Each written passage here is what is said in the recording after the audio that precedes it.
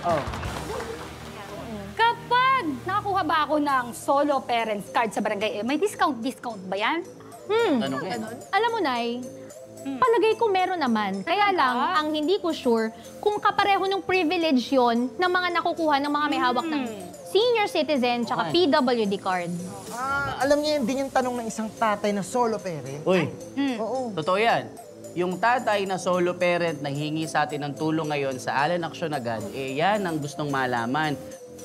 Ang alam ko, gusto niyang malaman kung paano ba sila matutulungan na maibalik yung scholarship and at the same time, makapasok ulit ng senior high school yung anak nila na nagkaroon ng mental health problem. Pero ang balita ko ha, mukhang positive naman yung naging lakad ng team ng Alan Aksyon Agad kasama si Kuya Junjun. Kaya mabuti pa, alamin natin ang buong kwento dahil kasama ngayon ni Kuya Alan si Kuya Junjun. Junjun, welcome. Salamat at binuksan mo ang buhay nyo ni Ronron kasi alam nyo po, marami talagang may problema sa mental health, di ba? Lalo nitong pandemic, yung mga professionals sa mental health, kukonti. Kaya kailangan talaga magtulong-tulong tayo lahat. Pero para malaman ng ating mga kababayan, kwento mo ng konti yung nangyari sa anak mo at kailan mo na simulan na makitang hindi lang to ordinary na kalungkutan. Kuya Alan, kaya po ako lumapit bilang solo parent. Gusto ko na pong i-enroll uli yung anak ko, bumalik sa eskwela. Ayon po sa private school, mawawala raw po kasi yung mga privileges ng isang estudyante na galing public school na lumipat sa private school. Kaya po ako nakapag-aral yung anak kong si Ronron is dahil po sa PhilHealth. May bawas po, parang 10,000. DepEd voucher, which is 22,000. Lumapit kami uli sa school, sabi, wala na raw pong strand available kasi senior high na po siya. Need niya raw pong bumalik sa grade 11 ng ibang strand. Bali po nasayang yung isang taon niya, babalik siya. Kaya pinaghintay kami ng next month. Instead na maghintay, inisip ko, maghanap na lang ng ibang eskwelahan. So ang specific na problema ni Junjun is that yung anak niya ready nang pumasok, natigil si Ronron because... Typical teenager na in love, na bigo, hindi niya kinaya. Ang tingin ko po kasi nagsimula yun, yung magkaroon ng COVID, nagkaroon ng lockdown, Kuya Alan. Na-depressed ba? Na-depressed? Depressed. So, in the case of Junjun, ang hiningi niyang tulong lang ay yung sa school. No? At ang good news naman po ay nakahanap tayo ng school na abot kaya, pero ganun din kagaling at hindi kailangan umulit si Ronron. But right before I came here, sabi ko nga sa staff natin, kung gusto natin tumulong, itodo natin.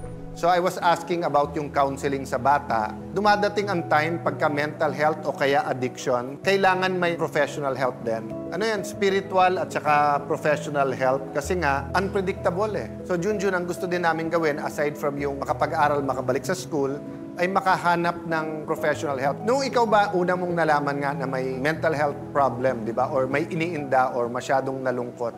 How did you deal with it, Kuya Junjun? Actually po, napakahirap kasi ilang beses niyang tinry mag-suicide po talaga. Inuuntog na lang yung ulo niya, nagagalit, sumisigaw na hindi niya talaga ugali na kasi napakabait po nga ni Ronron. Hanggang sa yung last time yun po, yung hindi ko na kinaya, dinala ko na po siya doon sa hospital. Yung nagagamot na po siya. Bilang isang tatay, kung makakausap mo yung ibang nanay at tatay, anong ma-advise mo naman sa kanila? Siguro po, huwag mahihiyang lumapit. Kasi po, hindi tayo magsasalita, hindi hingi ng tulong. Katulad ko po, ang tagal ko pong solo parent. Kinakaya ko bilang tatay. Hanggang sa naramdaman ko na lang, hindi ko na kaya. Nag-chat po ako sa programa nyo, na hindi ko ina-expect. Nakaka-overwhelm nga po talaga. Ang bilis ng aksyon. Within 3 days, na-enroll yung anak ko sa tulong ng team nyo. Tuwan-tuwa po talaga siya, Kuya Alan, kasi makakabalik na siya sa pag-aaral. Napaka-importante talaga nito, Kuya Jun. So, thank you very much. I know mahirap. Akala ko pinakamahirap is to talk about yourself and your mental health problems. Kung depressed ka o masyadong malungkot. Pero mukhang mas mahirap to talk about pag anak mo. Gusto mong protektahan at ayaw mong isipin ng iba, no? But I thank you na you came forward. So ang gagawin na lang po natin kasi inumpisahan ng Maritim na gusto nilang i-compare. Ano naman ang privilege pag ikaw solo parent. But alam mo, malalim yan. So I'll ask ang ating lawyers, ito yung privileges ng isang solo parent. So meron din kayong medical assistance sa DOA. And then meron din kayong social assistance, mga types of disasters, ganyan, calamities, pandemic sa LGU. Tapos additional benefit na cash subsidy. Maraming salamat sa mensahe mo, Kuya Jun, at sa pagpunta mo dito. Salamat. Ha? So, umpisa pa lang ng tulungan natin to, ha? Ano po, Kuya Alan? Napakalaking tulong po talaga ng inyong programa. Talagang Sa Diyos ang lahat ng action agad talaga po. So, magbabalik ang Cayetano in Action with Boy Abunda.